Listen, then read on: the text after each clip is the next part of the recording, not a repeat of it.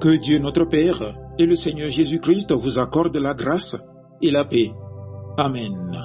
Le texte biblique de ce samedi 18 avril 2026 est tiré de la première épître aux Corinthiens, chapitre 1, du verset 26 au verset 31. Le thème qui nous conduit dans notre méditation de ce jour est intitulé comme suit: Rends grâce au Seigneur qui t'impute les mérites de Christ. Prions. Seigneur notre Dieu, nous te rendons grâce pour ta parole. Ouvre nos cœurs et nos esprits afin que nous comprenions et recevions ce que tu veux nous enseigner aujourd'hui. Que tout soit pour ta gloire, au nom de Jésus-Christ. Amen. 1 Corinthiens chapitre 1, du verset 26 au verset 31. Considérez, frères, que parmi vous qui avez été appelés, il n'y a ni beaucoup de sages selon la chair, ni beaucoup de puissants, ni beaucoup de nobles. Mais Dieu a choisi les choses folles du monde pour confondre les sages. Dieu a choisi les choses faibles du monde pour confondre les fortes. Et Dieu a choisi les choses viles du monde et celles qu'on méprise, celles qui ne sont point, pour réduire au néant celles qui sont, afin que personne ne se glorifie devant Dieu.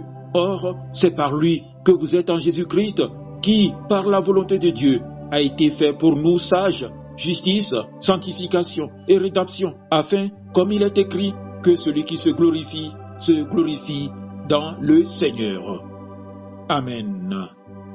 Bien-aimés dans le Seigneur, la parole de Dieu nous invite aujourd'hui à regarder non pas à ce que nous pensons être, mais à ce que Dieu dit de nous. Trop souvent, l'homme est tenté de se valoriser lui-même, de s'appuyer sur ses capacités, sur ses réussites ou sur son statut. Mais l'Écriture nous ramène à une vérité essentielle. Tout ce que nous sommes, nous le devons entièrement à Dieu. Dans ce passage, l'apôtre Paul s'adresse à l'église de Corinthe. Cette église connaissait des divisions, de l'orgueil et des comparaisons humaines. Alors, l'apôtre Paul leur rappelle une chose fondamentale. Leur salut et leur position ne reposent pas sur leur mérite, mais sur la grâce de Dieu manifestée en Jésus-Christ. Écoutons cette exhortation pour nous aujourd'hui. D'abord, souvenons-nous d'où Dieu nous a tirés. L'apôtre Paul dit: Considérez, frères, que parmi vous, il n'y a pas beaucoup de sages selon la chair, ni beaucoup de puissants, ni beaucoup de nobles. Autrement dit, regardez à votre point de départ. Dieu ne vous a pas choisi parce que vous étiez les meilleurs, les plus intelligents ou les plus influents. Au contraire, il a choisi ce qui est faible, ce qui est méprisé, ce qui n'est rien aux yeux du monde. Cela renverse complètement notre manière de penser. Dieu ne regarde pas comme les hommes regardent. Là où le monde voit la faiblesse, Dieu voit une opportunité pour manifester sa gloire. Souvenons-nous de David. Lorsqu'il fut choisi, il n'était qu'un jeune berger, oublié même par sa propre famille. Pourtant, Dieu avait posé son regard sur lui. Souvenons-nous aussi de Moïse, qui se croyait incapable de parler et que Dieu a pourtant utilisé pour libérer tout un peuple. Ainsi, bien-aimés, si Dieu nous a appelés, ce n'est pas à cause de notre valeur personnelle, mais à cause de sa grâce. Et cela devrait produire en nous une profonde humilité. Mais Dieu ne s'est pas arrêté à nous choisir. Il a fait quelque chose d'encore plus glorieux. Il nous a unis à Christ. La Bible déclare: Or, c'est par lui que vous êtes en Christ Jésus, lequel, de par Dieu, a été pour nous sagesse, justice, sanctification et rédemption. Quel trésor dans ce verset!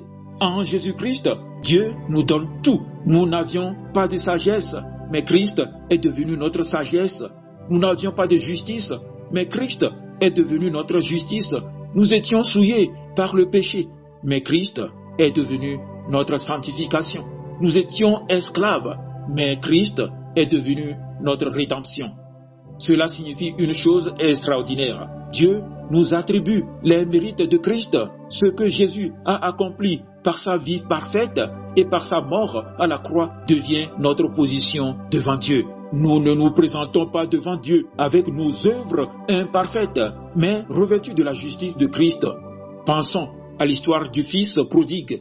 Lorsqu'il revient vers son père, il s'attend à être traité comme un serviteur. Mais le père fait tout le contraire.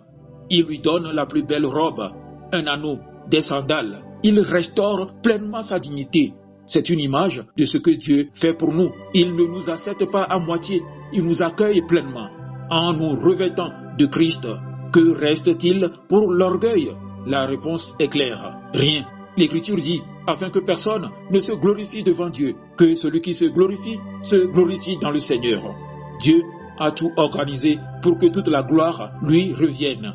Rappelons-nous de Gédéon, avec 32 000 hommes, il aurait pu croire que la vérité venait de lui, mais Dieu réduit son armée à 300 hommes, afin que le peuple comprenne que la victoire vient de l'Éternel seul.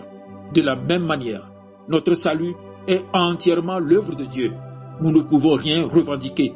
Si tu tiens ferme aujourd'hui, c'est par la grâce de Dieu. Si tu es encore debout, c'est par la grâce de Dieu. Si tu es sauvé, c'est uniquement par la grâce de Dieu.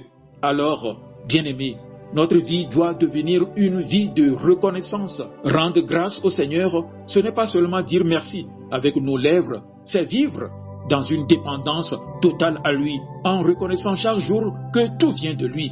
Chers frères et sœurs, retenons ceci, nous n'avons pas été choisis à cause de notre valeur. Nous avons tout reçu en Christ et toute la gloire revient à Dieu. C'est pourquoi aujourd'hui, élevons nos cœurs dans la reconnaissance.